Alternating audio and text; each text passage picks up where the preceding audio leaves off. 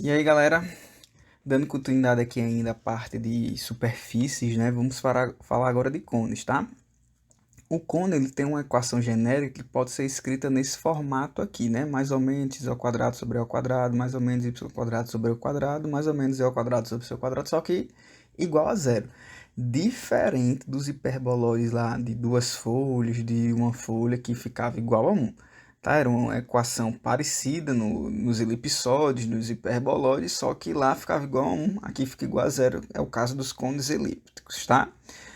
Vale lembrar que não ficam todos os sinais do lado esquerdo, não ficam todos iguais. Então não fica tudo positivo ou tudo negativo, que daria praticamente a mesma coisa. Até porque se ficar tudo positivo, só tem a solução, que é um ponto. Pare para refletir sobre isso. Se ficar tudo negativo, também só tem uma única solução, que é o ponto 0, 0, 0. E aí a gente tá com esse cone aqui e vamos entender por que isso é um cone, tá? Porque a ideia basicamente é, tem essa figura aqui apresentada, eu devo identificar que ela é um cone através de seus cortes. E aí eu faço aquele esqueminha, x igual a 0, y igual a 0, z igual a 0. Eu já desci essas continhas armadas, vamos ver o que elas dizem aí. Então veja só, se o x é igual a 0, a gente vai ficar com z ao quadrado menos y ao quadrado igual a 9 igual a 0. Z ao quadrado menos y ao quadrado sobre 9 igual a 0. Bem, aqui não tem diferente lá do que a gente viu em elipsóides, hiperboloides e tudo mais. A gente tinha um número aqui diferente de 1, aliás, igual a 1, que aí a gente afirmava se era uma hipérbole, se era um elipse, por aí vai. Isso aqui não é uma hipérbole. Para ser uma hipérbole, deveria ficar igual a 1. Muita gente se confunde porque tem um sinal de menos, tem um formato aqui de uma hipérbole, mas não é uma hipérbole. Para ser uma hipérbole, deveria ficar igual a 1. O que eu vou fazer aqui? Como eu tenho uma diferença de quadrados, tal, isso aqui está ao quadrado, isso aqui está ao quadrado, eu vou fazer aquela fatoração, que é a fatoração de diferença dos quadrados. Aí, quando eu fatoro, eu vou ficar com z sobre 2 menos y sobre 3, né? Porque aqui 4 é a mesma coisa que 2 ao quadrado e 9 é a mesma coisa que 3 ao quadrado. Então, quando eu faço a fatoração, eu fico com essa expressão aqui, esse produto, um produto que resulta em zero, um produto que resulta em zero, um deles é zero ou o outro é zero. Nessa primeira igualdade igual a zero, eu vou chegar que z é igual a 2y por 3, e na segunda eu chego que z é igual a menos 2y por 3. Ou seja, no plano zy eu tenho retas. Retas que se cruzam, tá? Retas que se cruzam passam pela origem. É isso que eu tenho no plano zy, yz. Inclusive, essas retas são retas de mesma inclinação, só que em direções contrárias. Elas estão fazendo um x, né? Como elas têm aqui o mesmo a, aliás, o a delas são iguais em módulo, são opostos, né? Uma é 2/3, outra é menos 2/3. Uma reta está fazendo assim e a outra reta está fazendo assim, tá bom? Então a gente tem uma reta quando x é igual a zero. Quando y é igual a zero, eu fico com essa expressão, observe. Nessa expressão, a única solução que eu tenho é o ponto 0, 0. Não tem outra solução, porque aqui eu tenho um número positivo, aqui eu tenho um número positivo. A soma de números positivos tem que dar um número positivo. E o único jeito de dar zero é se esses dois números aqui forem zero. Então, x igual a zero e z igual a zero. Então, ponto y igual a zero, x igual a zero e z igual a zero faz parte do meu cone. Se o z é zero, se o z aqui vai ser zero, a gente vai ficar com essa expressão. E, ó, de novo, parecido com o que a gente fez aqui, se eu fizer a fatoração por diferença dos quadrados, eu vou chegar nessas duas soluções aqui, que representam retas. Eu coloquei em função de x, mas pode ficar em função de y. Na verdade, essas equações aqui, elas estão até erradas.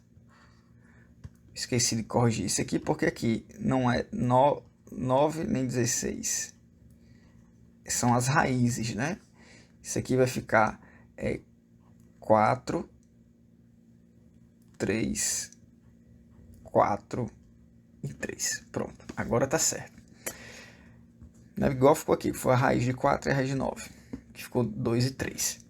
Então vai ficar reta. Se z for 0, vai ficar reta. E até agora a gente não conseguiu muita curva, né? A gente só conseguiu duas retas e um ponto, quando a gente fez igual a zero. Então, daí a importância de também ficar acostumado a fazer quando essas variáveis são iguais a uma constante.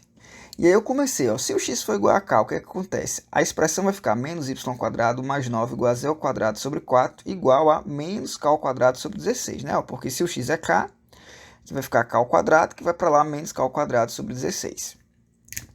Aí eu multiplico por menos 1, eu fico com y. Aqui fica positivo, aqui fica negativo e aqui fica positivo. E aqui eu tenho uma equação do quê? Ó, se eu pegar tudo isso aqui e dividir por k² sobre 16, se eu dividir tudo por k² sobre 16, essa fração se transforma nessa, certo? Ó, 9, o denominador fica 9k² por 16. Aqui ficaria 4k² por 16, que se eu simplificar fica k² por 4. E aqui vai ficar igual a 1. Claramente isso aqui é uma equação de uma hipérbole. Certo? Isso aqui é uma equação de uma hipérbole. Então, se o x for igual a k, no plano YZ, certo? No plano YZ, a gente vai ter hipérboles no plano YZ. E no plano XZ, que é quando o y é igual a k, certo? Se o y for igual a k, eu vou ficar com essa expressão aqui, ó, aqui fica menos k² sobre 9, vai para o outro lado mais k² sobre 9, que é o que aqui está. E se eu dividir tudo por k² sobre 9, eu vou chegar na equação de uma elipse. Isso aqui é a equação de uma elipse. Se o k for 1, se o k for 2, se o k for 3, eu vou ter sempre uma elipse aqui. Né? Ou seja, se o y for 1, se o y for 2, que é o valor de k aqui, ó, eu sempre vou ter uma elipse. Eu vou ter diversas elipses. Então, no plano XZ, eu tenho várias elipses. E no plano YZ, eu vou ter hipérbole. Ah, professor, e se o x for igual a k? Se o z for igual a k? Se o z for igual a k, vai ser uma conclusão parecida com o x igual a k, tá certo? Se o z, porque ambos chegaram aqui nas retas, né? O z e o x chegaram nas retas, então a conclusão vai ser parecida. Se o z for igual a k, a gente vai chegar em hipérboles. Então veja só, como é que ficaria o gráfico disso? Então a gente vai ter uma elipse no XZ, várias elipses no XZ, e nos demais a gente vai ter hipérboles. Então o gráfico ficaria da seguinte forma. Vou tirar essa parte aqui e vou colocar o gráfico. Então, perceba que isso aqui, ó, são elipses que são paralelas, elas não estão no plano YZ, né? Eu estava falando errado que elas estavam aqui no plano YZ, mas não estão no plano YZ, elas são paralelas ao plano YZ, certo? E aqui são as retas que a gente achou. Tem outras retas que não dá para desenhar aqui no desenho, mas aí a gente vai ter, ó, elipses, várias elipses nas duas direções do eixo Y, certo? Várias elipses, porque o Y pode ser qualquer coisa. O y pode ser igual a um k, e o k pode ser um número positivo ou negativo, independente do k eu vou ter uma elipse. Não tinha nenhuma condição aqui para o k. O k poderia ser negativo, porque apesar dele ser negativo, quando eu jogasse aqui na fórmula, ia dar um número positivo e ia se caracterizar como elipse. Então eu vou ter elipses no eixo y positivo, no sentido positivo e também no sentido negativo. E aí, ó, quando eu ligo as retas que passam por essas elipses, eu vou ter os cones sendo formados aí.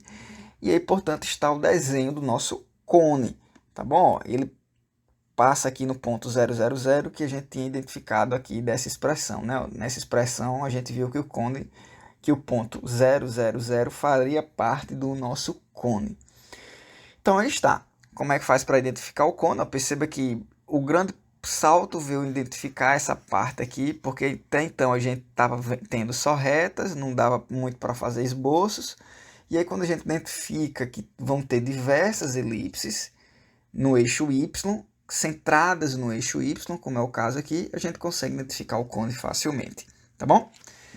Bem, aí está a nossa quádrica, mais uma quádrica, falamos de cone, espero que tenham entendido, qualquer dúvida é só perguntar. Aguardo até o próximo vídeo, tchau, tchau.